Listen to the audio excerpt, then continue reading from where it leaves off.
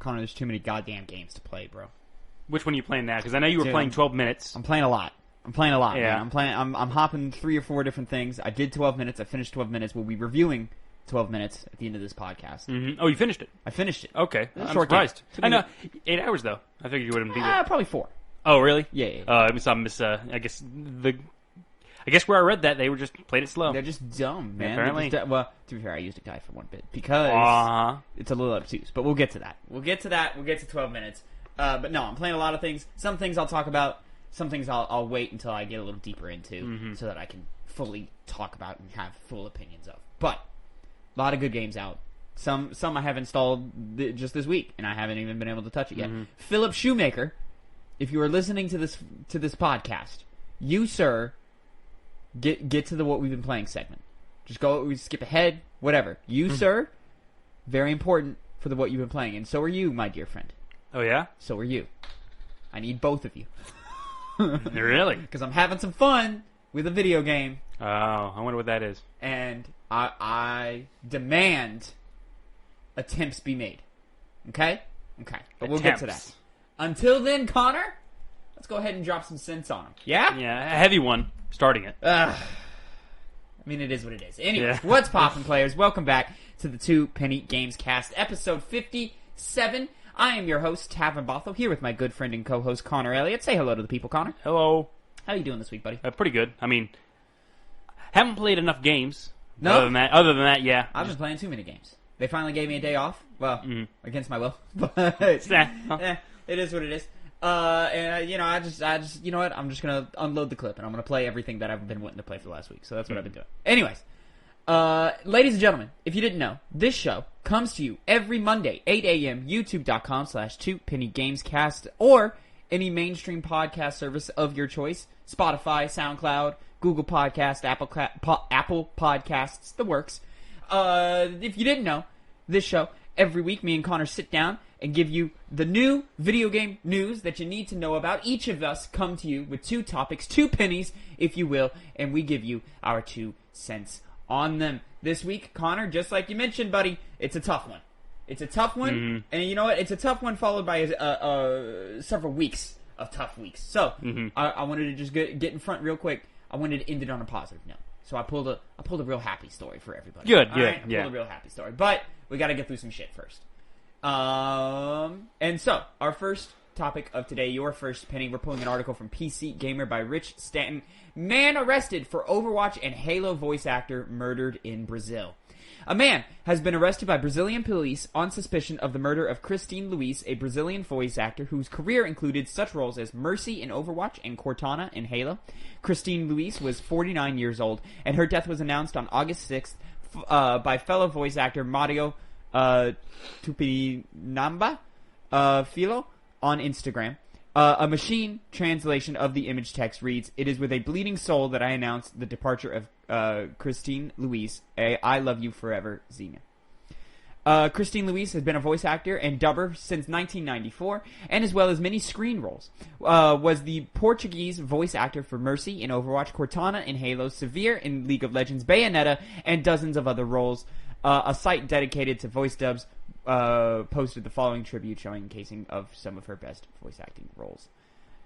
Unfortunate that this happened. Rest in peace, Christine. Yeah, hopefully she'll be able to get justice. Hopefully this is the right guy. I mean, obviously it's a suspect, but let's hope they have good evidence that this is exactly who did it. It's just there's not much you could say about it beyond nothing else than rest in peace, waste of talent. I mean, those are some big names in games, man. I know. And you and I are English speakers. It's the only real language we know, so we haven't experienced Christine's work personally. No. But those are not small roles. Cortana in Halo, that's a huge role. Bayonetta, Mercy, Bayonetta, great roles. She even voiced the teacher on Everybody Hates Chris. Did you ever watch that show? No. Yeah, she did the dubbing of the teacher character. And that's actually really surprising. Fantastic. She had some range, apparently. Anyways, well, rest in peace, Christine. We appreciate the service you provided, and we hope justice comes sooner rather than later. Moving on, real quick. Topic number 2. Your second penny, Connor, because you're just a downer, buddy. I like being a downer. Ubisoft Singapore being investigated for harassment claims. This is an article from IGN by Jared Moore. Ubisoft Singapore, the studio currently working on Skull and Bones, is being investigated by a national watchdog for fair and progressive employment practices over claims of sexual harassment and workplace discrimination. Singapore's Tripartite Alliance for Fair and Progressive Employment Practices, or TAFEP, told the Straits Times that on July 23rd, it had received anonymous feedback to media articles, quote, about allegations of workplace harassment and unfair treatment. Excuse me. At Ubisoft Singapore studio. That feedback was received by TAFEP just days after an investigation by Kotaku was published. Featuring, which I believe we reported on that investigation. Featuring interviews with over 20 current and former Ubisoft Singapore staff, sources reported a broad range of issues affecting the studio in recent years, ranging from discriminatory racial pay disparities, sexual harassment, and bullying by managers. The majority of the toxic work conditions alleged featured under the studio's previous managing director, Hughes Rycor. When questioned about the allegations at a press event on August 6th, the Straits Times reported that recently appointed studio managing director Daryl Long said, quote, "It's very important that we talk about these things and that we acknowledge what's going on in our industry right now. We need to start to change the way we are perceived and the way we act internally as well." Per the Straits Times, Long said that Ubisoft Singapore does not accept discrimination, harassment, or misconduct of any kind. The studio has reportedly hired a third-party agency to look into complaints. Quote, "We have taken concrete action to formalize how misconduct is dealt with," said Long. He did acknowledge that the studio has seen, quote, "some challenges over the past decade," and that there is still, quote, "work to be done about its culture." In Singapore, misconduct regarding workplace discrimination on the basis of characteristics such as age, gender, race, religion, and language can result in severe sanctions for a company. If found guilty, not only could TAFEP require the studio to implement new policies to prevent future incidents, but the Ministry of Manpower could also prohibit the company from applying for new work passes for foreign workers for up to a maximum of 2 years. That's unfortunate. News of the harassment claims come at a tumultuous time for a number of studios within the games industry. Hundreds of Ubisoft employees from around the globe recently signed an open letter asserting solidarity with Activision Blizzard staff as employees from the latter company staged a walkout in protest of the response their company's leadership had made to the lawsuit that had highlighted harassment, inequality, and more within the company. With the investigation surrounding Ubisoft Singapore still in its early stages, TAFEP has urged anyone with knowledge of workplace criminal conduct, be it assault, harassment, or otherwise, to report incidents to the police. So nothing new that we haven't been talking about for the last month now, at least. There's been a lot of stuff going on in response to allegations of sexual harassment. The big one, obviously, being Blizzard, and had a California lawsuit put against them. That's still going on right now. It all connects together. I mean, Ubisoft, like it mentioned in the article, they responded to that with solidarity, which, unsurprisingly, is probably because they experienced the same exact things that Blizzard has been experiencing. Maybe to a lesser or maybe even more severe degree, but there's a connection there nonetheless. Clearly so ranges. Overall, it's resonating throughout the whole industry. Now, the issue we always have with these kinds of things is, are they actually going to do anything? Because the last time Ubisoft got attention about sexual harassment from big management heads, all they did was get moved around. There was nothing changed. So there was a few people ousted. A few people, but there was a lot of people who were still, they still have jobs there, they still work there, they still have management positions there. Yeah. The people that were given up almost could have been, sacrificial lambs to take the brunt of the force, and everybody else gets moved away, which, could happen again. I mean, we don't know exactly what the charges are. It's only an investigation right now by the Singaporean. What would they do again? They oversaw fair practices. Yeah, it's the TAFEP group here. TAFEP. That was the acronym. So, hopefully the investigation actually yields results, and there is some kind of response to the whole allegations that are coming from Ubisoft Singapore. Because that was, specifically, I remember being regarded as incredibly problematic. Oh, yeah. Discrimination. Yeah, there was quotes of it being a circus of some kind or something that I'm paraphrasing. But yeah, we reported on that Kotaku investigation. I believe it was it the same week that the Activision Blizzard lawsuit dropped, or was it the week after? Somewhere around there. I want to say it was a week before almost, or something like that. No, it was definitely it was definitely same week or the week after, or something like that. But yeah, it was something like that. Yeah, I mean, I echo everything you said, and I echo everything we've said for the last several weeks as we've been reporting this unfortunate, this unfortunate culture issue that we have in our industry, and I really do hope it gets resolved. And this is how it is just by keeping track of all these things as they're being reported and being updated, and making sure that things actually, hopefully, get done, and focusing on the companies when they're not being done. I know. I mean, as you brought up, Ubisoft has been dealing with this for over a year and a half, almost 2 years, and very little has been done. As you said, a couple sacrificial lambs, but most still moved around, and it's really unfortunate. And hopefully, it yields the best results.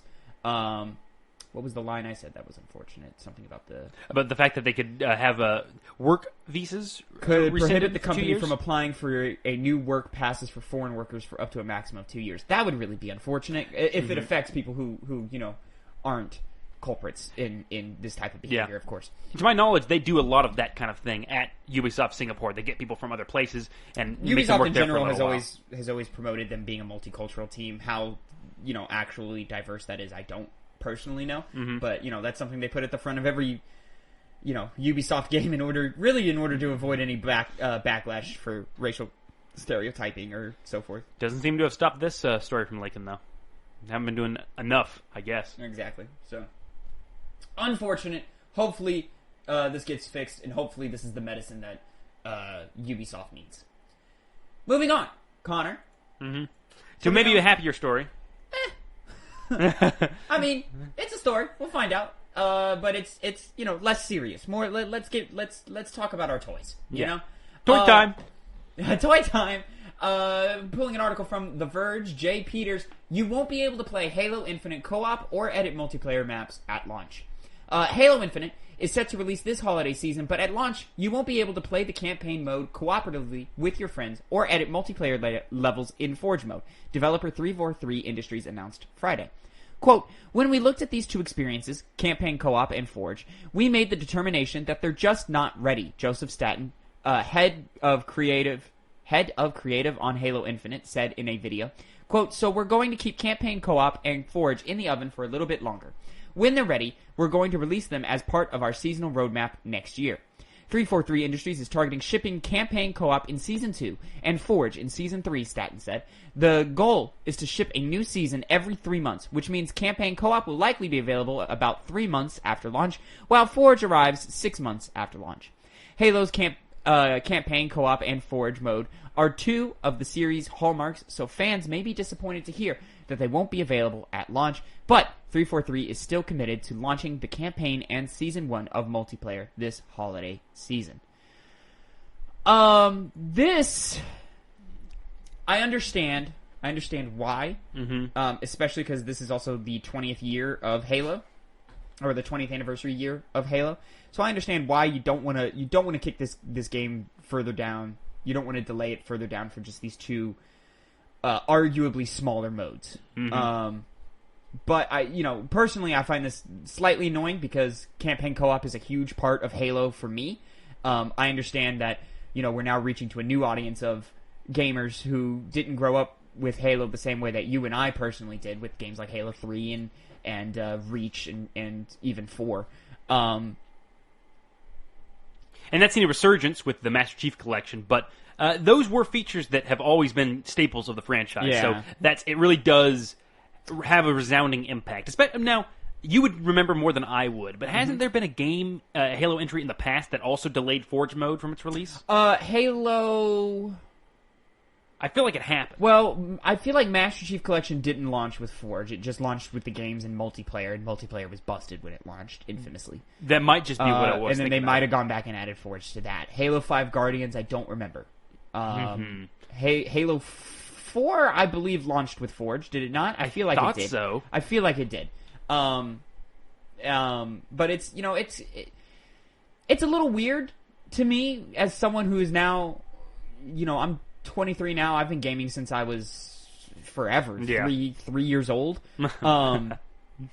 So now it's weird to me to see video games launch in half finished states, like legitimately half finished states. Like it's like, well, yeah, sure. I assume from the impressions of the technical test, the multiplayer will launch and hopefully be a lot of fun, and will hopefully have minimal technical issues, especially because they're advertising their next technical test coming up real soon as well.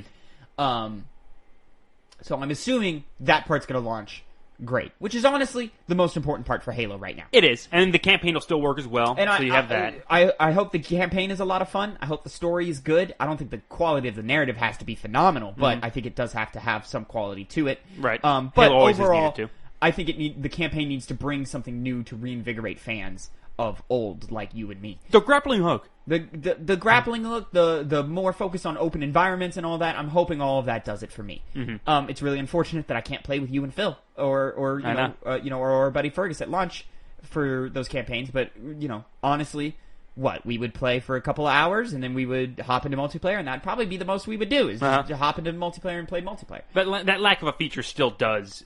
It goes to notice. It's unfortunate, but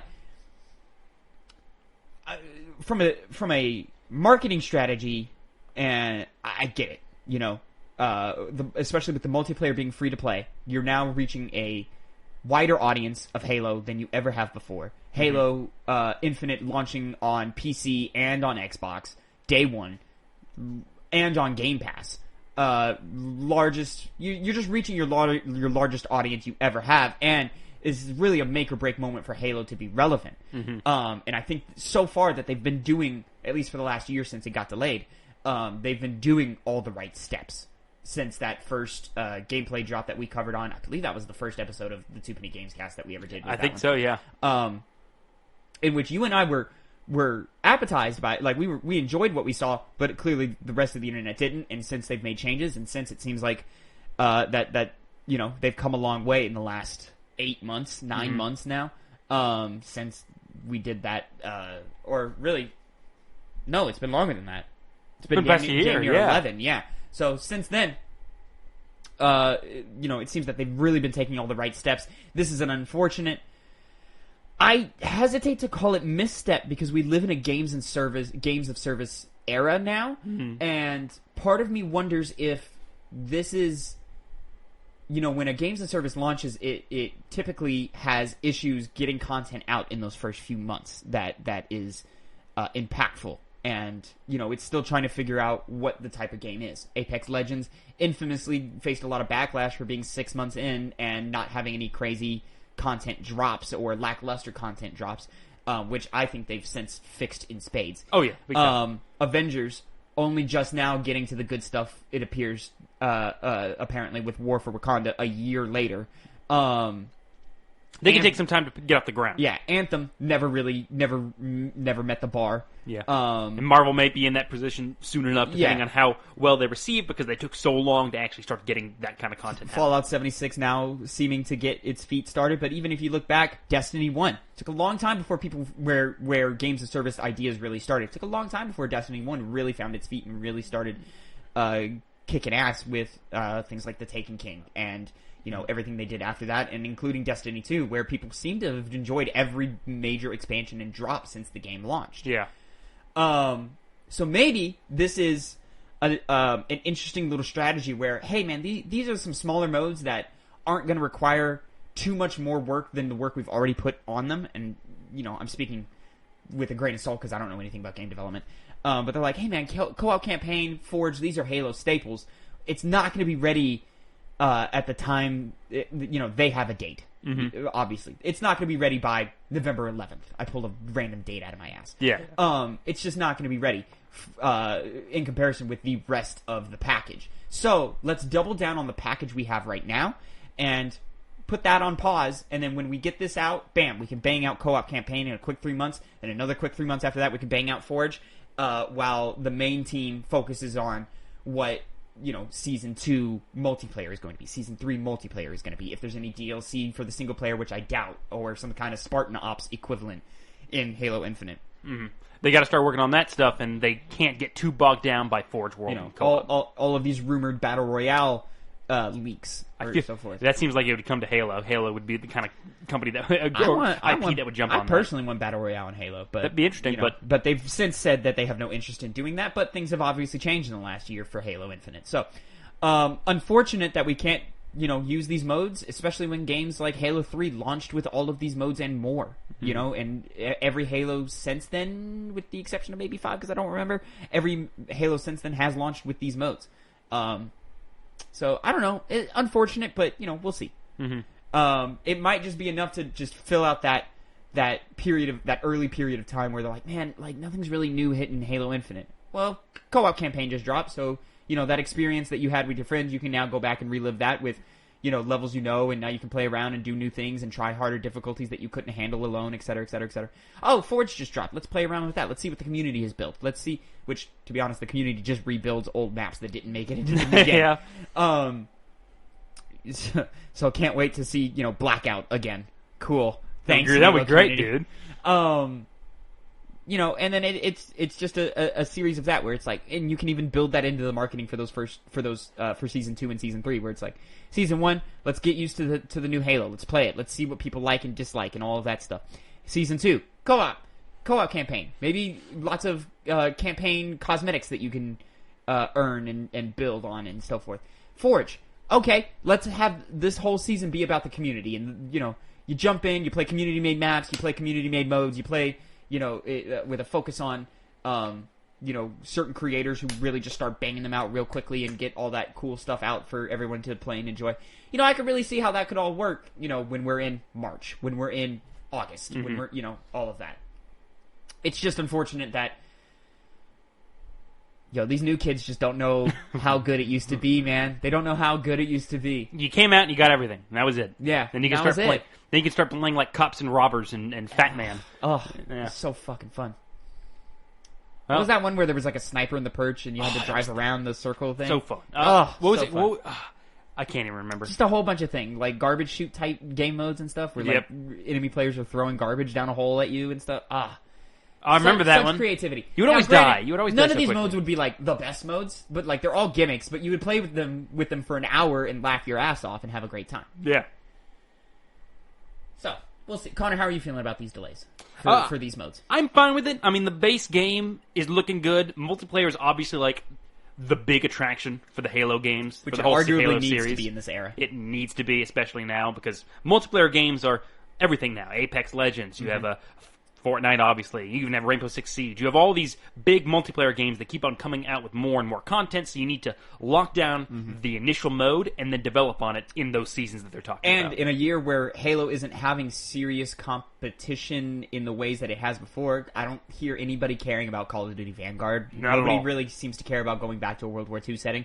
Battlefield 2042, a lot of people are excited for, but will it actually pop off? I feel like Battlefield has always been kind of the stepbrother of these three major franchises. In a year where all three majors are coming at the same time, one of them being a, not so far-flung future version, which can compete, but is in a different category of first-person, subcategory of first-person shooters, whereas Halo sits specifically in that arena shooter life, but it's also in the same year where you're not alone in the arena shooter game this year. Splitgate has come out and made a bang for itself this year where, it's popping off in the Twitch stream view counts. It's getting, big popularity. They're having to put us in queues so that we can get into the multiplayer. I was noticing that. And so they can have steady performance rates across the board.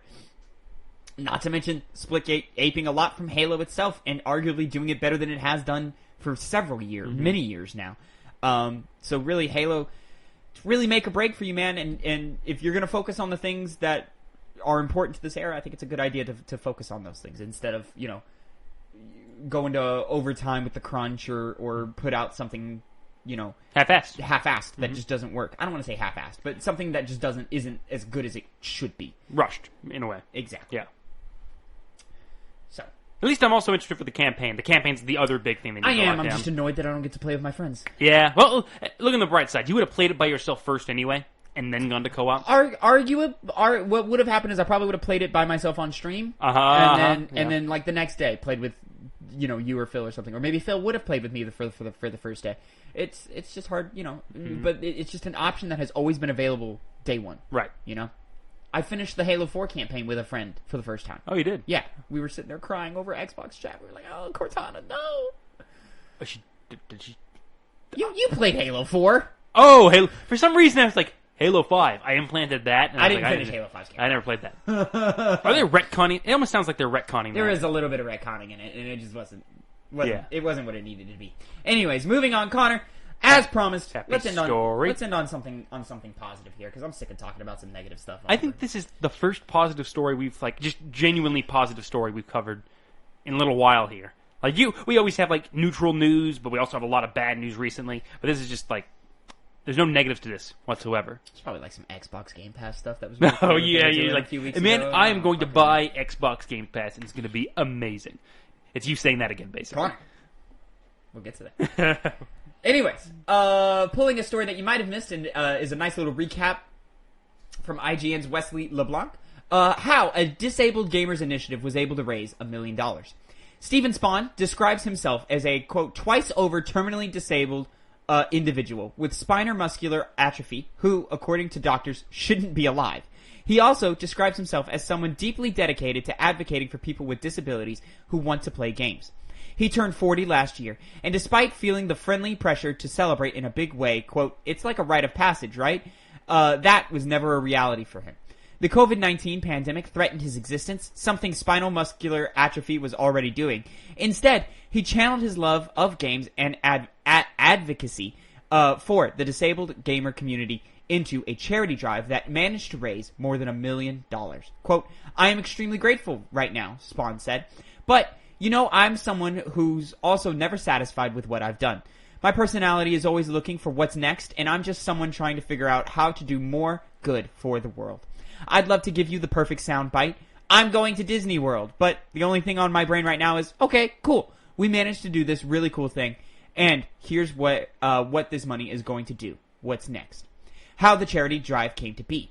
Spahn became especially interested in a fundraising effort like this after someone he looks up to named Benjamin Lupo, aka Dr. Lupo, raised millions of dollars for St. Jude Children's Research Hospital.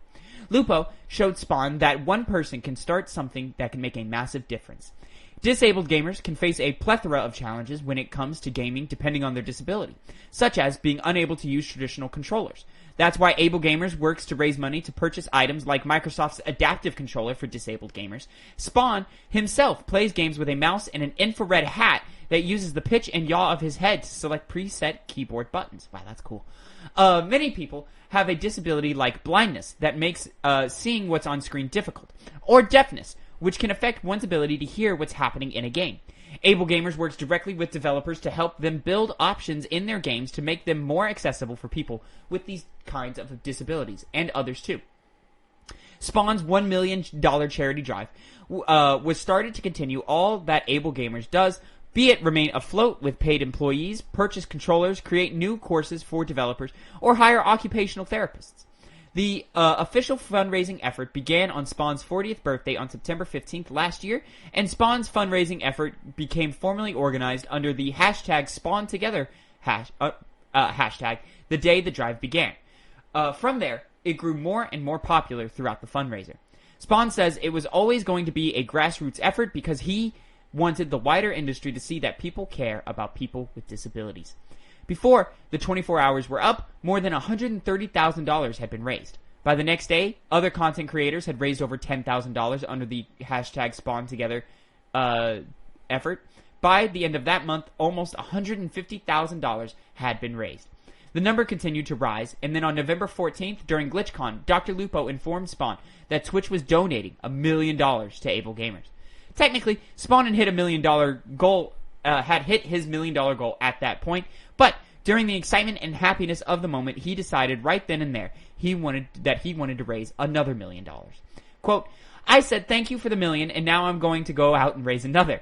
And then we raised $1 million from the community. Spawn said, but here's the thing. Let's say I live for another 20 years, or maybe I die in 3 months. Either way, the charity is going to go on. I knew that it couldn't be as simple as just convincing a big conglomerate owned by Amazon that they need to hand over $1 million every year. I needed to show people that it's something we can all do together. Fantastic. Thank you so much, Steven, for your work. Appreciate how hard you're busting your ass, because I've known your name here for several years in the industry. I believe you were up for a Trendy Gamer Award a few years ago at the Game Awards. He definitely was. Yeah, that's where I first heard about him. Did he win that year, or was that the year that Boogie won? I don't think he won. I think Boogie did. Weird win. in hindsight that Boogie won that award now, huh? Yeah, right? He's like, what? I haven't had much positive news come out from him recently. Anyways, but that's beside the point. Steven Spawn, thank you for your work, bro. I know a lot of people really, really appreciate it. A lot of people, getting to experience the medium that we, take for granted every day, and that we can just, load up and have no issues with.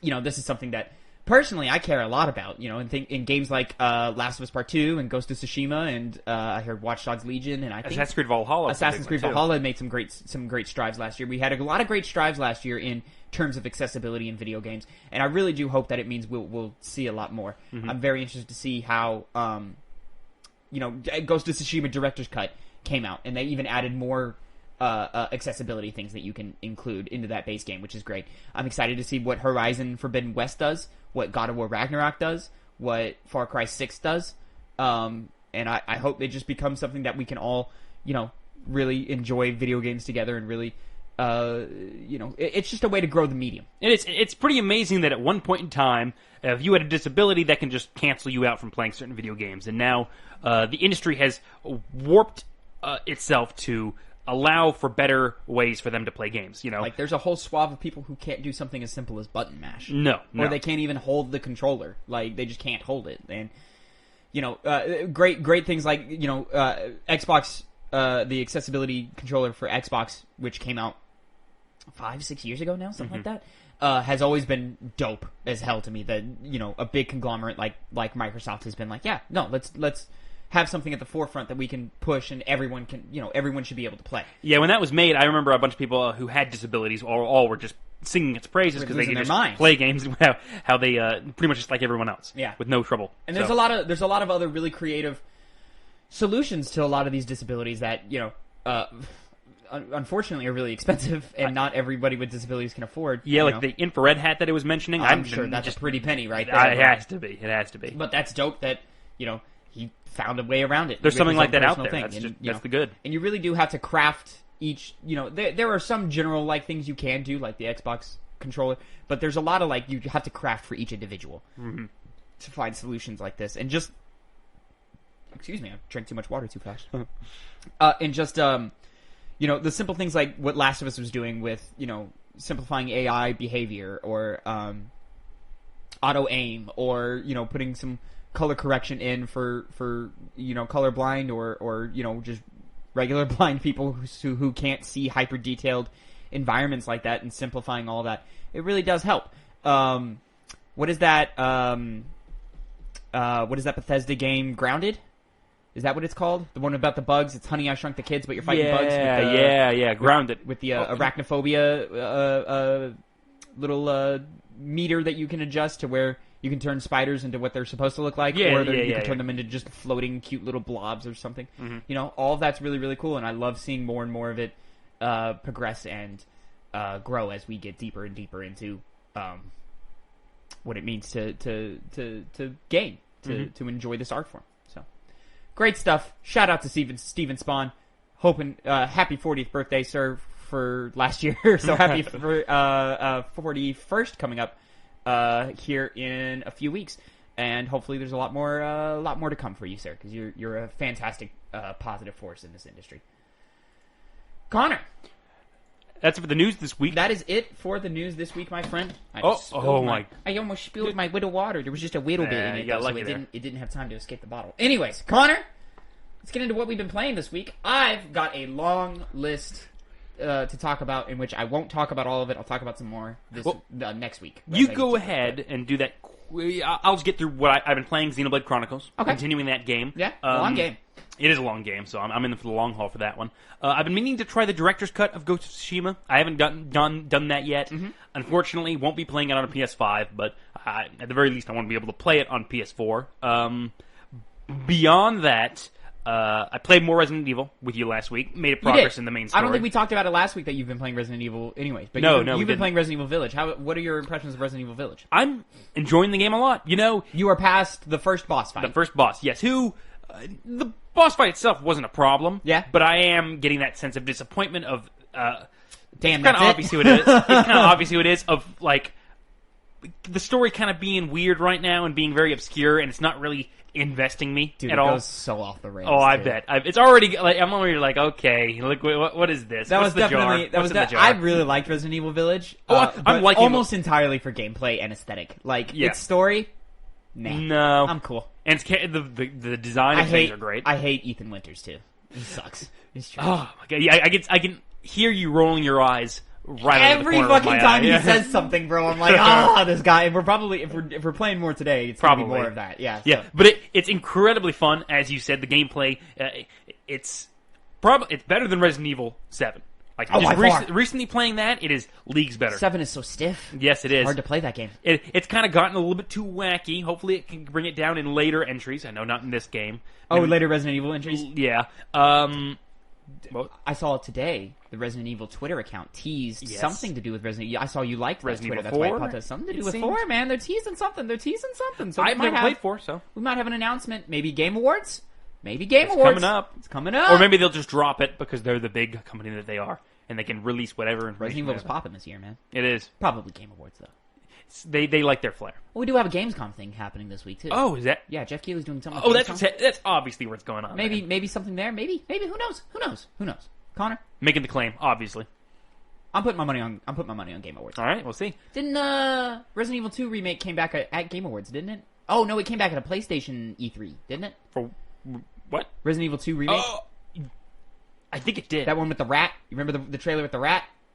It was you remember more of it than I do. It was the POV of the rat. You were walking around and something fell on it. It was a zombie, and then Leon came in and shot the zombie, and then it was like Resident Evil 2. I believe that was a PlayStation E3 event, wasn't it? Pretty sure. It's been a long time since I've seen Resident Evil 8. Hi, you're mostly positive? Mostly positive. Yeah, I mean, primarily very positive. The game, like you said, the gameplay is very, very fun. I like traversing the Resident Evil style map. They've gotten that down, of being able to be in a location. Now, it jumps from place to place. I know you're not the biggest fan of that because you want something more comprehensive like the police station where you're mainly staying in there. Put me in one big setting. Yeah, but I do like the way you're going from place to place to place and using items that you sometimes found in other areas back in the village. Yeah. I don't know how far it's going to go with that or if it's just the first place that uses that mechanic a lot. You go to a location for every quote unquote like boss character, and it's almost like their own chapter. Yeah, and then you come back to the village. Okay, so you unlock more in the village, and you open up the village more. I thought that's what it was going to do, but I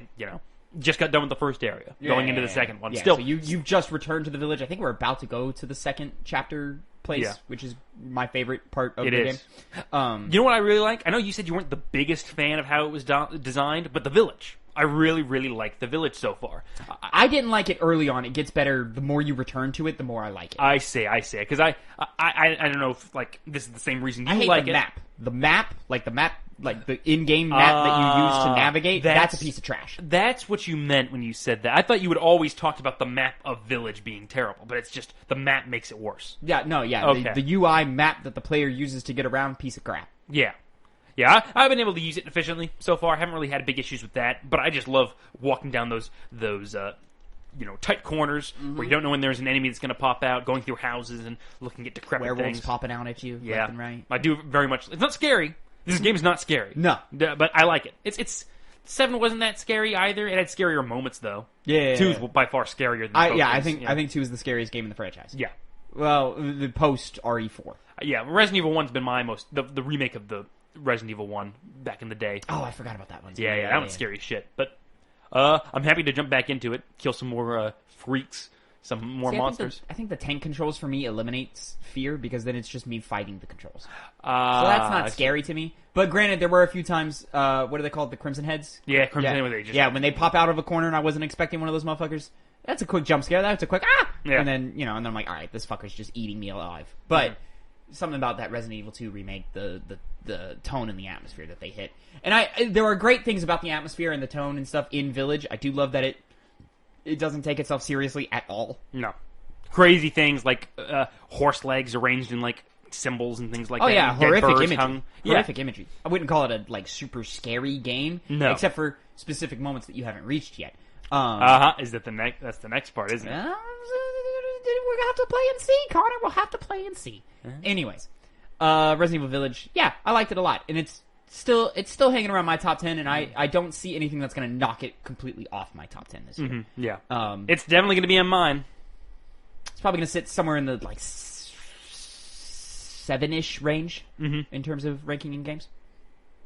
But that's mainly the other game I've been playing. The other one, which you can go into it, and we can go to it more because it combines with yours. Is I've come around on Splitgate. Hey, there he is. Yeah, I've come around on Splitgate. You know, it's not blowing my socks off. Like I'm not like enraptured by this game, but it's very fun. I've gotten used to the multitude of game modes that you continuously swap through, and I've learned more about what guns I like. Yeah, love the SMG. I'm a big fan of the SMG. You like love the SMG, do you? I love that. See, I'll use the SMG. It's not like a get it away from me weapon, but it just doesn't do enough damage for me. The only weapon that does the get away from me vibe is the DMR. I absolutely cannot stand that gun. You talking the carbine? The carbine, yeah. I don't like it either. Yeah, but thankfully you get and the auto rifle for competitive game modes. That's the default weapon. I know. It's the carbine and the pistol. Which have you used the pistol yet? No, I haven't. Pistol's okay. I like the pistol. It's fine. More than the carbine, apparently. Oh yeah, yeah. I can't with the carbine, man. I can't either. Like if I have a carbine in my loadout, like for competitive, I start with the pistol.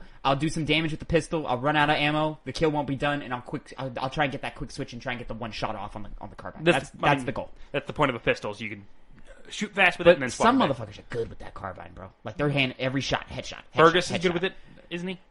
Was he good with the battle rifle? He's good with the battle rifle. He'll knock some socks off with that battle rifle, man. SWAT is his game, bro. He'll rack up 30 kills, no problem in SWAT, man. But we talked about that last week, and I was like, in terms of like blowing your socks off and blowing you away, since I sucked this game's dick so hard last week, it's not blowing me away. It's that arena shooter which we don't get too many of, but it's so well polished to where it's like, fuck, I fucking love this game. Like it's my specific like favorite type of first person shooter mixed with a really cool gimmick with the portals, which I'm learning like some crazy shit you can do, like I forget what it's called. It's like a triple portal thing where like you set your initial portals and you sit in the middle of one, and then you, from sitting in the middle of one, you can shoot a third one and then just kind of bunny hop back and forth, and you can travel across the entire map in 2 seconds. I see. Through that strategy.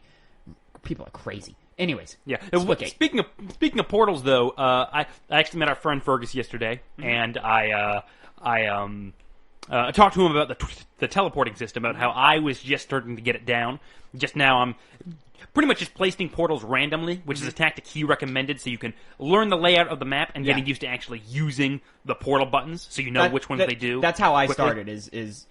I would just throw them down, and then I figured out tactics from there. Yeah, something I'm definitely going to need to do is Fergus's tactic, where when he spawns, he looks immediately for a place to put his portal down and doesn't put the other one down. But if he needs to get out of a tight situation, puts it down, runs through. Yep, which is a smart tactic. It's definitely that, and then the next step from there is learning to close your portals. Yes, with your grenades. Just no, not your portals, grenades, because you close your personal. You close your own portals with another button. I forgot that button. I forgot that button. 2 buttons. You only need to learn one, because you just close one and then the other one is just a blank space. Yeah. And ideally, you'll learn like you have your primary portal and your secondary portal, and then you'll only close the secondary portal, so you always know where the primary portal is. Yeah. So then when you throw the secondary down again, you know exactly where you're going. Yeah. Et cetera, et cetera, et cetera. So it's like little small tactics like that, and a progression of tactics to where you get used to one, move on to the more advanced one. Yeah. So me and Fergus are in the same like mind space where like the first thing we do is throw down portals, and it gets annoying because you can't put your portal on top of another player's portal. So like sometimes he'll hit the wall first, and I'll be like, fuck! Now I gotta go find another wall. Anyways, but yeah, I love Splitgate. Yeah, but playing it more. Let's play more. Mm-hmm. Yeah, not today. Not today. I can't do that. I'm not in the mood for any multiplayer. I want the game to be easy because Connor, you've been playing other things that are more single player. Many other things. I have been playing more Splitgate. Just enjoying more Splitgate. I've completed the battle pass that they have going on right now. It's only like 15 levels. It's not that hard to do. And you know, meh. Some of them were just kind of meh. A lot of sprays that were like, "Hey, I played the Splitgate beta," and I'm like, cool, can I get a new skin? I've had this skin for 10 hours of gameplay. Like, can I get a new skin, please, game? anyways, but I'm still really enjoying just the core gameplay of Splitgate a lot. It's currently my favorite first-person shooter, and the only one that even has a slight chance of matching it is Halo. And Halo better come with the goods to knock how much I'm enjoying Splitgate, because the portals really do add so much to arena combat. Mm-hmm. Well, you got time before Halo comes out, so we'll see how that exactly. Other than that, I've been playing. I've been hopping around a lot. You know, I'll say now, I finally started Death's Door. Played about 2 hours of Death's Door. I want to talk about Death's Door next week after I get some more time in it. But I'll say right now, very, very positive impressions about Death's Door. I'm just going. I'll look it up. Death's Door is an action, or not an action, is an adventure dungeon crawler game. The old Legend of Zelda games. It's old, like top-down Legend of Zelda style stuff. Yeah, I remember that. Yeah, it's really good, and I want to talk about it more next week when I have a better understanding of more systems, and when I get past. I'm still in the first dungeon, so I want to get past that first dungeon before I really talk about Death's Door with any like type of expertise. Mm-hmm. Other than that, I finally loaded up. I say finally, it came out the same day as 12 Minutes, but I loaded up Ghost of Tsushima Director's Cut. I was playing it actually before you got here. Oh, okay. Wow, way to make a great game even better. It's better than the base game. Oh my god, it's so good, dude. Two things I'm going to know right off the bat about why you're saying that. Yeah, actually, you're wrong. Let me say them. No, go ahead and say them, but you're wrong. Lock on. They added that already, They did add that. Lock on? Uh-huh. And button remapping. Now, you would think those are the two things to make a game greater. I'm not a big fan of the implementation. Wait, the implementation? The implementation, I don't like it. Because it's not full button remapping like I want. It's like it's your default preset and then a bumper preset, so that your action buttons are now your light attack and your heavy attack are on the bumper and the trigger, like how I wanted them to be. That's good though, but the things they had to move around in order to accommodate for that, I'm not the biggest fan of. So, for example, to switch fighting stances, remember you had to hold R2 and then press triangle, circle, press the face button or something. You now have to hold triangle and then press either bumpers or triggers. Okay. So it's a little bit of relearning of where those stances live on those maps now, but I don't like reaching for triangle. I want it on a different button. I don't know what other button I want it on, Connor. This is why I wanted full control, so that I could decide what worked for me. Like D-pad is what you probably doing something with D-pad or something, or knocking things out. I don't need the bow by swiping down on the touchpad. The bow? So, because you can bow, you can pull the flute out and do the flute. You can do the little like the flicking of the sword and clean your thing, or you can do the directional wind. I would take the bow out and make that be my call horse button or something, and then put I don't know, do something else with the other things, or move. I wanted to move everything around. They really just moved the combat buttons to the bumpers and the trigger, and then like did their best to keep everything else the same. That's probably because the main thing people were complaining about was not having it on the bumpers, because that's kind of streamlined nowadays with games like Dark Souls. I appreciated that it's there. It's now I bounced back and forth a couple times. I'm 2 or 3 hours into it, so like I haven't done a whole lot. I'm still in the in terms of because the way I play Ghost is I get a new area and then I go and I run and do everything. And then I do story missions. So I've done like 3 story missions, which so far has been great. Of course, it goes right off the back of the first Ghost of Tsushima game. You can either do it like midway. It starts after you beat the first island, so you have to get to chapter 2 in order to start it.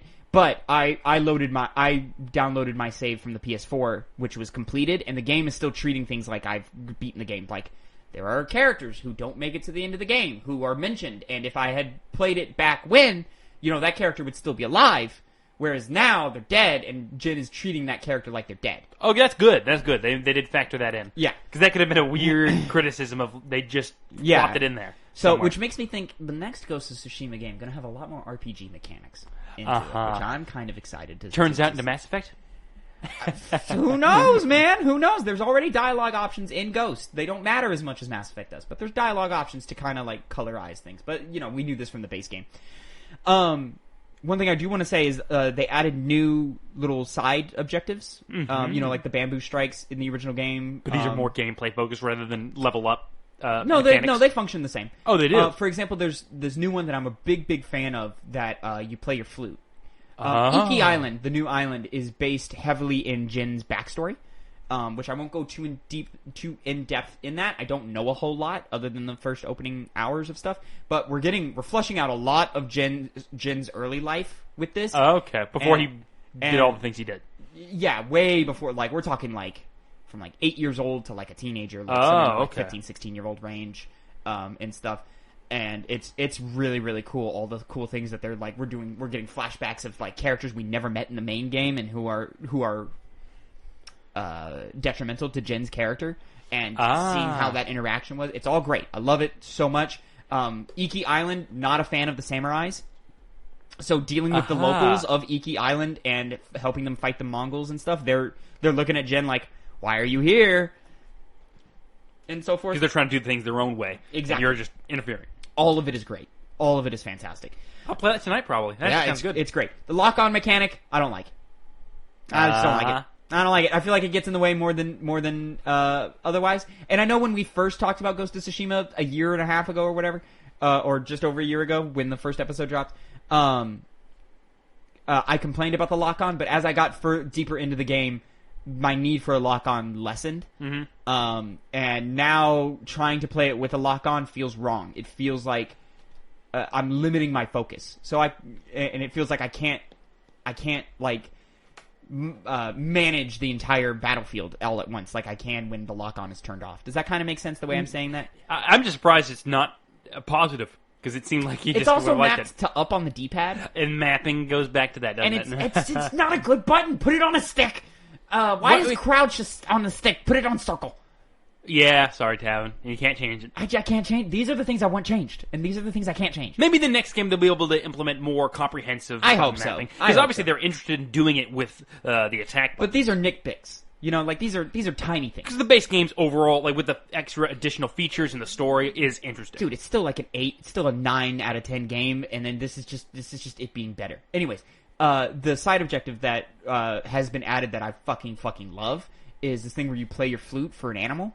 And it's like being tranquil with the environment and nature and stuff. And they use like 6-axis motion controls to do this mini game, and it's really simple. It's Jin playing his thing, and then you just there's like a track, like sort of like a music track to that is your pitch when you're playing the thing, and you just have to use the 6-axis controller to keep the ball inside the track, and the track moves and stuff, and it's how you lure an animal in, and then you pet the animal, and it's cute and stuff. And it's fantastic. Is it different animals each time, or is it a base one? I've done a deer and a cat. I like that. Yeah, I really like that. It's great. Do it to fish next time. Huh? Do it to fish next time. I don't know about a fish, but you know, I've seen monkeys on the island.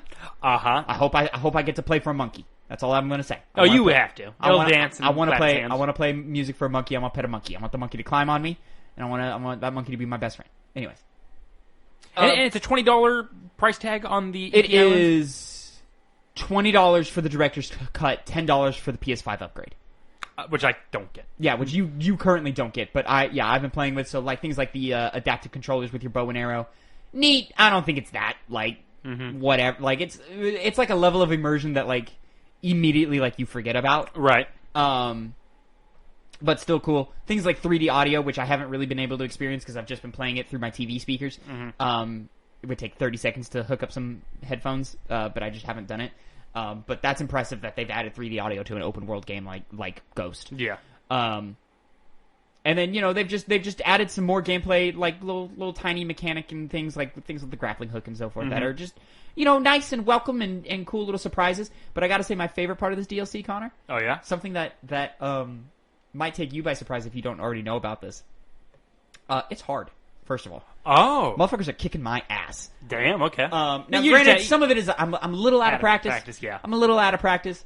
I had difficulty when I mopped up the game about 2 weeks ago or something like that. I was having issues just playing the way I used to, so it could just be some kinks to work out. It's a little bit of but no, this game, this DLC is harder. It's harder than the base game. It does make sense because there's no level to grow as the base game did. Yeah. So you kind of have to make it difficult. Yeah, and when you start it, the game says, "Hey, motherfuckers on Iki Island, they tough, bro. they gonna wipe the floor with you, just so you know, just so you ready. They gonna be tough." And Connor, I wasn't prepared for how tough they were. And you know why they're so tough, Connor? Why? Because they can switch stances too. That's pretty cool. wait. So they'll have multiple weapons. Yeah. And they'll just bring them out instead of the spear. Yes. That's A motherfucker will start with a spear, and there's a new weapon that they carry. It's like a double-sided spear. Oh shit! Okay. Where it's new moves entirely that I'm trying to get used to and adapt to. So like it's a new fight. Like they have new fighting styles that I'm not used to yet. Now my issue with the spear users is if you got the spear stance down, all you need to do is hold down heavy attack, and you pretty much block any incoming attack that they do. Yeah, these motherfuckers' guards are tougher than the guards back on Tsushima. Like, it took like 2 hits to break a guard on Tsushima. No, it takes at least 3. And at that point, now you're opening yourself up for another person's attack. At that point, Yeah. And this double-sided spear thing that's happening, It's impressive. suppressive. Oh, it's suppressive. But they will start with that. They'll see you switch stances, and then they'll put the spear away and pull out 2 swords. And then I'm like, oh fuck! Now I gotta re-switch it. Stone style. Yeah, real quick. Yeah. Oh god, and the oops, I'm knocking everything around. The parry window feels shorter with these guys. Maybe it's just I'm out of practice, but it feels shorter. And they have, I think this was in Legends multiplayer. They have these guys called shamans who will like do like a battle chant and will cause any other Mongols near them to be more aggressive and harder to parry, and they'll hit harder, and like it basically buffs them. I feel like that was in the multiplayer, wasn't it? Wasn't that in Legends, this shaman character who would like chant and buff They would make him invincible or something like that. It would do something. I don't remember because we haven't played Legends in 8 months. Yeah, but these do sound like features I thought they would put in the next game whenever it comes out, but they're already working. Dude, it's to already get here. some new stuff in there. So I'm sitting here, I'm like, man, what the fuck is Ghost of Tsushima 2 gonna be like? It's bro? gonna have that kind of stuff.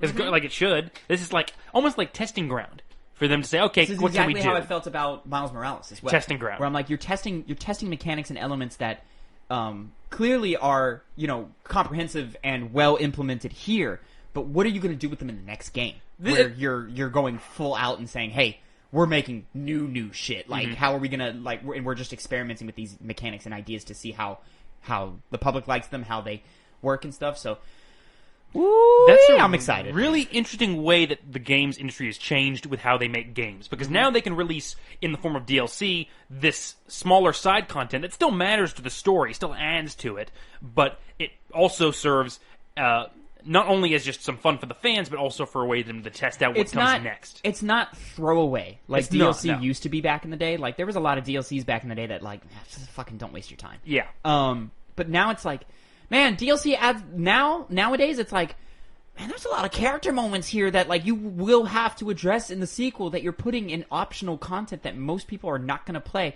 And there's new fighting mechanics and gameplay mechanics that like you're experimenting with that will clearly whoever you're fighting in the next game, clearly they're going to be able to switch stances left and right. Yeah.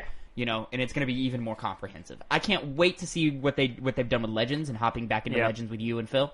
And seeing how that all works out in place. There's cross-play with that, isn't there? To my understanding, yes, there is. Okay, good. Anyway, so yeah, I'm really, really enjoying Ghost of Tsushima Director's Cut. I'm gonna, finish it out. I'm gonna get all these extra trophies and shit and stuff. I did grab a new platinum because they got that PS5 thing. I have, so that was cool. I just loaded it in and all the trophies popped. And I was like, all right, cool. I have it now. Do you take any? Don't you see that as like a stain on your honor, though? Just being handed something? No, I already did the work. You did it for 2 things. The same work for 2. Connor, I was looking at my save data. The autosave has me at 82 hours. No, I'm not doing another 82 hours for another Ghost of Tsushima Platinum. No. Okay. It's a lot of work, bro. How many platinum trophies you got, Connor? I don't care about that. You got this is on you. You got 3. And one of them is Terminator Salvation. But I don't care. Oh, no, you don't. We didn't sign you in. I No, know. you don't have Terminator Salvation. I didn't get that, and I didn't get I'm not going to get it. Telltale was a good way for the universe to tell me you are never getting into platinums, no matter how much Tavin wants you to get into that's it. how Batman did fuck you, didn't Yeah. it? Yeah, it just didn't give you that last. You were that never last going to trophy. be a platinum gamer, and no matter what someone you can change that. The universe has spoken.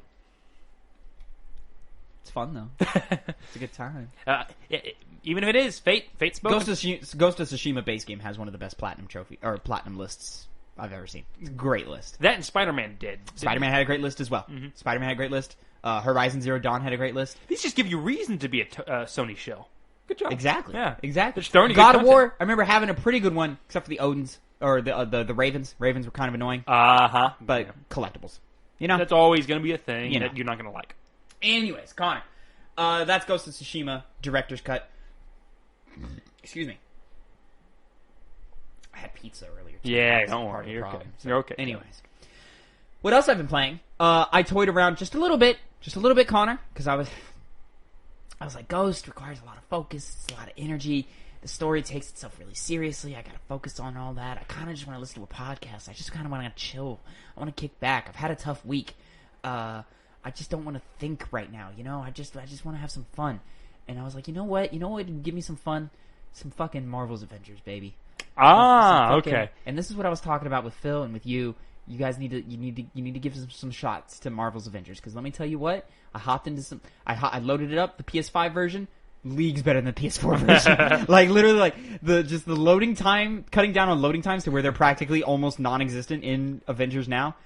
Which I didn't speak of that in Ghost of Tsushima Director's Cut. I fast traveled, blink of an eye. Oh, nice. Blink of an eye. Like I almost didn't think I moved. I thought I was in the same spot when I fast traveled. And you played the original Ghost on PS4, right? Mm-hmm. Yeah. Yeah, of course, Connor. Yeah. I didn't know if you like all of a sudden like put it into the PS5 and saw any Oh changes. yeah, it's not going to make that big of a difference. But it's literally like, you know, you pull up the map, you hit the thing, you hit the fast travel, and then the loading screen pops up, and you wait for the loading screen, and then it goes. And then Yeah. Still Still it did that. fades down, fades back up. Literally, like it basically, I hit fast travel, and it closed out of the map, and it faded back up, and I was there. And I was like, did I move? Did I change? Am I there? What happened? It's putting the shocking. PS5 to work. I love it. I can't wait for the future of video games. But Avengers, I loaded it up. I started doing some of the Hawkeye content. It was more fighting AIM robots in AIM facility corridors and shit. And I was like, this is fun, but like, I just don't like the aesthetic that they chose for this main Avengers Kind game. of bland. Kind of bland, kind of generic. Lots of same looking hallways and enemies and stuff. But I was Robot still having enemies fun can be hard to because they've been working on Avengers, man. Glitches way down. They've changed the menu to where it's easier to read now. I really appreciate that. A lot of quality of life changes that have improved just the overall experience, you know, greatly. Avengers came out. I didn't hate it. Didn't love it. It was okay. It didn't seem to do anything to grab you in for more content. It was enough to bring me to the end of the. I hit the credits and I was like, cool. I'm done with this. Yeah. But like people were speaking pretty highly about War for Wakanda. They were like, man, this is pretty fun. And I was like, you know, let me go and try. And they were like, hey, all the content drops, they're all free. Mm-hmm. The only thing you have to pay for is like maybe cosmetics if you want to. Imagine if they had released this stuff and made people pay for it after not being able to do anything with it. I don't think it would have been possible for this game to have make any kind of comeback if it's making a comeback, which I don't know if it is. Yeah. But you are dealing with, you know, Marvel Avengers. It's the biggest property in the world right now, so it might be too big to fail. Just from the jump. Anyways, so I did a little bit of like the Kate Bishop because she was the first one to drop, who's just another version of Hawkeye. Did like a mission or two of that, and I was like, nah, this is cool, but whatever. Same old. I was like, yeah, it's more Avengers. But I was like, let me jump into this War for Wakanda shit. Whoo! It's got its own story. This is right? fun. It does have its own story. I'm not really paying attention. Oh, so that's not bringing anything to the table. Nah, I didn't want to pay attention to it. Okay. I was just like, but let me tell you, man, Wakanda, beautiful. Gorgeous palaces and forests and fauna and flora and all this stuff. Great to look at. Enemies, still kind of generic looking, but they're not robots, which I'm good. really appreciating. Are they new enemies? Like brand new? It's just more soldiers. Like, Oh, it's just okay, soldiers yeah. and stuff. Like they do have like some unique aspects to them. Like there's this guy with a hammer. He's using a hammer. Uh-huh. He's like a heavier. He's like a heavier brute type enemy stuff. All that stuff. But they do something smart. At least like with the Kate Bishop stuff. The Kate Bishop, you started with like your main cast. You didn't unlock Kate Bishop immediately. Mm-hmm. War for Wakanda, you are Black Panther out the fucking gate, buddy. And let me tell you what, I like me some Black Panther. I've heard he was fun to play as. Oh, I like me some Black Panther. One of the bro. better characters now. Oh yeah, oh yeah, easily in my top three, instantly in my top three. Before it was like, oh man, I like Captain America, I like me some Black Widow, I enjoy me some Iron Man, Thor and Hulk, fine, but you can keep those guys. Oh, I did like Miss Marvel as well. Miss Marvel was fun. Yeah. But Black Panther, dude, I can pounce on dudes and just start slashing up their faces and shit. Who'd he kick out? Because he has to have a new top three. I'll rotate around and stuff. Iron Man might loot, but I do like flying around as Iron Man. He might, you know, I'll reach for Black Panther before I reach for Cap, because Black Panther is just slightly more agile, and I like his abilities more. More than Caps, who's More than seems Caps. kind of be the same gameplay where he runs around and has a lot of melee focused attacks. They're both brawlers. Yeah. It's just Black Panther just has a little more agility to him. He's got that cat-like stuff where He's got flair to him. Cap is more like a boxer with a frisbee. Yeah. So, kind of limited in what you can do. Yeah. And it's not as impressive looking as, let's say, like Black Panther's Yeah, jumps so like and slashes. Cap has like a lot of like power moves where like he'll throw the shield really hard or something. But like he does a lot of buffs. He has a lot of buffs in his thing where he'll activate a thing and then like all the enemies around you will be stunned for a little while. Or like I think his ultimate is just like if you're near him you're stronger or something like that. Whereas like Black Panther, like I'm throwing bombs, I'm throwing spears. Like he's got a move where you just straight up, like just fucking impale a dude with a spear. Damn. It's dope. I fucking love it. So yeah, I'm really, really enjoying War for Wakanda. Really, really dope. The only thing that I'm like when I say, hey man, it would just be way more fun with friends, and I really want you and Phil to jump in with me and play with it. And there is crossplay between platforms, so you can play with me on your little hinky dinky PS4, where you'll have to load forever, and you'll be stuck in loading screens for a year and a half. Guys. But the reason I say the only thing I'm like, fuck man, is you're gonna have to play that fucking campaign. Oh god. Now granted, I'll be with you, whereas I had to play it solo, so it was a lot tougher on my own. Tougher I'll be or with you. tougher in the sense of game being tough? Or? Sometimes. Oh really? Sometimes the game was tough, but then like other times it was just like, I don't want to play this. But you have to unlock your main 6. And then we'll see about the Hawkeye stuff if we want to unlock the Hawkeyes or whatever. But like Hawkeye is not the fun. Them and Black Widow. You didn't like Black Widow? Nah. What do you know about Hawkeye, man? Hawkeye came later. Oh no! It's not a matter of that. It's a matter of they seem kind of like I want to do crazier things. Oh, I like Black Widow. Black Widow was fun. Anyways, beside the point. But I'm enjoying Avengers. I'm gonna keep playing it. And there was even a moment last night where I was like, I don't want to play Ghost. I want to play more Avengers, and I loaded up Avengers and I played Avengers. So we'll see how much I actually stick with it. Now, the real meat of what I've been playing this week that I really wanted to get to, and we're going to go ahead and call this the 2-penny review for it. Will I make a breakout thing for it? Probably not. Who knows? I forgot to plug the Twitch. Whatever. I played 12 minutes. Yeah. This week. Beat it, finished it, about 4 hours, 4.5, give or take.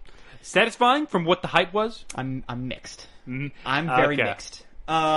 There's a lot of 12 minutes that I really, really enjoyed. I thought overall the performances were good. Daisy Ridley, James McAvoy play your husband and wife. You play as James McAvoy, the husband or whatever. Willem Dafoe plays this cop character who comes in and kills you and is looking for MacGuffin. Yeah. He comes in, where's the MacGuffin? And then kills you, and then, it's a time loop. So you have about 10 to 12 minutes to prepare for when Willem Dafoe shows up, and then when Willem Dafoe shows up, you're pretty much set in your path and what you're doing, depending on what you choose to do. I'll say, I enjoy the time loop mechanic. I enjoy how they implement it in this. However, I do feel like sometimes they're too obtuse with it. Not all of the puzzles are that great. It's a puzzle game with the time loop mechanic. There were certain things that I was like, ugh, I don't know what to do. Like, I've tried everything I can think of, and there were 2 moments in particular where I had to look up a guide, and I had to be like, what the fuck am I doing wrong? And I'm not an idiot when it comes to puzzle games. Like, couldn't be me. I'll get stumped, and I'll be like, what the fuck is this? And I'll get stuck for like an hour or whatever, but after an hour, like, if it's really hard, I'll figure it out. There were mechanics in this that were not well explained in 12 minutes. Specifically, there's one mechanic in which you have to interact with an item at least twice to understand how it works. And the game, I just never interacted with that item a second time. So I got stuck, and I didn't know what to do because I didn't know that I had to interact with that item twice. I was like, oh. Once I did that, then I was like, oh, okay. This is opening up a lot of stuff. Yeah. I'll say its story was pretty good up until probably the last half hour. Half hour, okay. Did not enjoy the reveals. Did not enjoy the final reveals. Did not enjoy the ending. Did not enjoy the little twists and turns that they took with this story.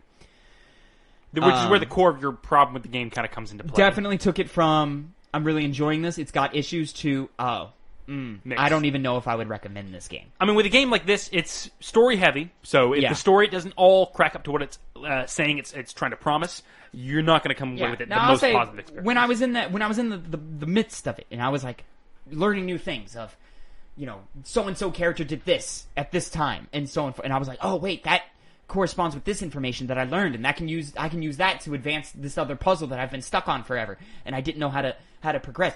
and the serotonin hit, and I would feel really smart for doing that and so forth. I'd be like, oh man, this is a really good game. And then there would be times where I'm like, I don't know what to fucking do. Yeah. Why are you doing? And then there'd be like times where like the tone was off left and right. Like there'd be times where I'd have like a serious conversation with the wife and be like, yo, what happened back in the day when you did this, yada yada yada, and she would like be crying and stuff. And then it would immediately be met with, hey man, so like, what's the special occasion tonight that you prepped for before everything went to shit? Really? Like, Why? oh, you made dessert? Why did you make dessert? It's just he's commenting on things that you shouldn't be wasting your time on. Considering the stakes. It's not that, because that's how the game starts. It starts with you get home from work. Yeah. She welcomes you. She's like, hey, I made dessert. We're having a special night. And you have this conversation about, oh, a special night. And then that first loop hits where Willem Dafoe comes in and kills you and blah, blah, blah, blah, blah. Yeah. But like, you can always go back to, hey, what's up with the dessert? What's going on there? At any time. You can go back to I that see what you conversation. mean now. So Okay. sometimes it's like, she's like sitting there like mad at you for bringing up this topic. And then you can immediately be like, is it time for dessert? And she goes, yeah, it's time for dessert. Let's Why have would dessert. you feel like a tonal shift needs to stay on that tone? You would It think. wouldn't And then there's go all other over the times place. where the game takes into great detail of what the player can and cannot do. And there will be times where, like, let's take the dessert moment, for example. You can set the table for dessert, and then the wife will be happy that you set the table for dessert. She'll be like, oh, thanks for setting the table. That was really sweet of you. And so forth. That type of idea of the player interacted with this thing, and so the other characters will react to it, extends to other mechanics in the game. For example, you find a cell phone and you start making phone calls. If you make certain phone calls in the presence of the wife, she's not going to be happy. Oh, okay. Things relating to the story. Things like that. It's all cool things like that. It's like, oh, you took that into account, so I got to go into a different room to make this phone call to do that. Okay, that's cool.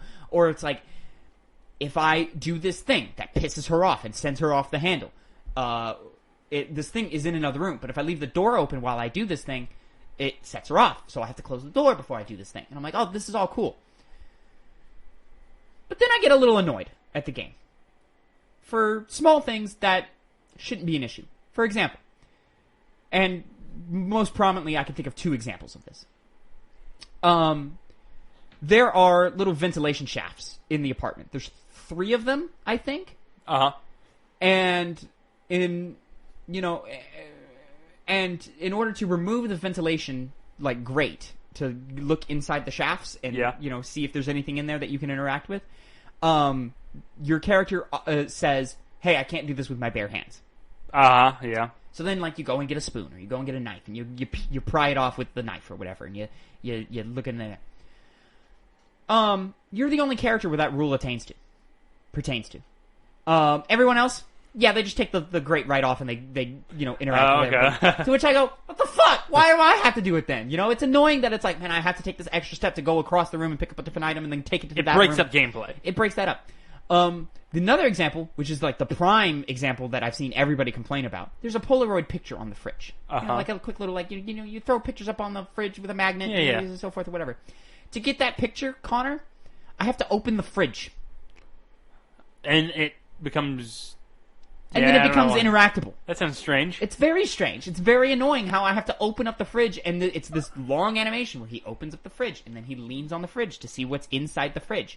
But the Polaroid picture is on the freezer. You know what seems to be the problem? Yeah. This seems to be just a case of they oversaw that problem. They overlooked it. it. Yeah, they overlooked it. Yeah. Wrong word. So, like, for example, the things where the dialogue can just switch from serious to happy and, like, what's for dinner? Granted, in a game like this, you can't predict for every player thing. But there are some things in this game where I'm like, you should have been able to predict. Going back to the cake thing, because you can bring, like, that can Yeah. brush up the tone. Yeah. There's just a dialogue option. Literally just a dialogue option. can just you can bring remove up that, almost though. at any time. Or don't remove it. Have the wife be like, "What the fuck are you talking about? That's it. You have ruined this evening," like, or something like that. Whereas instead, she then reverts back to the original script of, "Oh yeah, sure, let me go, freshen up in the other room real quick," and then it's like, "What the fuck are we doing?" Anyways, all of that combined, puzzles were cool, not great. Some of them obtuse, some of them very annoying. Mechanics For the most part, well thought out. I'll say, do not play this game on a controller. Absolutely play it on mouse and keyboard, or with a mouse. Was absolutely meant to be played with a mouse. It was advertised all the time on Steam, so it makes sense that they would prioritize it was a PC game yeah. until Xbox went and scooped it up and put it on Game Pass. By the way, is that how it came on Xbox? By the way, I played it on Game Pass. I've started my Game Pass subscription. I've paid $1. I played 12 minutes. Was it worth the $1? Yes. Was it worth the $20 that it's asking price? $20, $30? I don't know. Maybe. Go give it if you're already interested in 12 minutes, go play 12 minutes. You see, I was more interested in the concept of like the whole, you're constantly trying to, you're dying and then coming back and going through 12 minutes again. All that's great. Yeah, but it seems like if that's the best thing that it has to offer and the story seems to fizzle out. And the story's good. Until that last bit of it. And if you want, I can talk to you about it off mic, and I can even talk to you about it in a non-spoilery way because they hang their hat on a writing trope that in my opinion, ruins the narrative. Oh, I see. You have to talk to me about that later. I can talk to you about that later if you want. I mean, they build it into the narrative, but the fact that it's even brought up, I was instantly like, this is stupid. Yeah. This is dumb. This is bad. But I overall enjoyed my time with 12 minutes. It had me enraptured the whole way through. It's not super long. Mm-hmm. And overall, just quite an enjoyable game. It's got these little hang-ups that, like, this game was supposed to be a slam dunk top 10 of the year. Uh-huh. I don't know if it is. It's not? I mean, currently it's sitting in my top 10, but that's just because I haven't played as many games as I would have liked, and I've got many, down on the horizon that I'm like, I know for a fact those are going to land. Metroid Dread is going to land in my top 10. It was unfortunate that, like, back-to-back weeks, Axiom Verge 2 and 12 Minutes moderately disappointed me in different ways. Probably won't be going on that top 10 I thought for sure list, those two would have landed for sure, but at the end of this year, I don't know if either will. Axiom Verge 2 definitely won't. I'm not going back to Axiom Verge 2. I've decided. You're done. Yeah. I'm done with that. Anyways, I'll say one last thing as a final critique.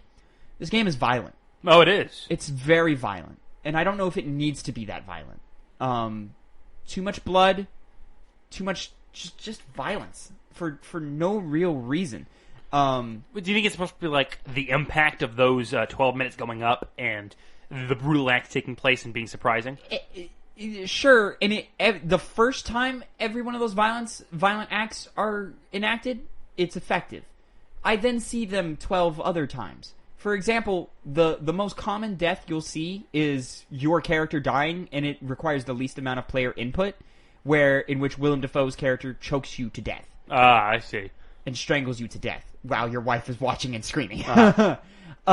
Being useless, I guess. We're both tied up. Anyways. Okay. But the first time I saw that, I was like, whoa, ouch, that was effective. And then I saw it 12 more times. It kind of gets redundant. It does get redundant, but it also, I never got desensitized to it. So it was just like, I'm just watching myself get choked to death again and again and again, and I don't want to. Like, this isn't fun. It seems to me at that point it'd just be boring. Like, the impact's maybe... There's another thing where, like... It's not there. You can stab... You can stab this Willem Dafoe's character, and it's violent, and you have it to... And it's just like...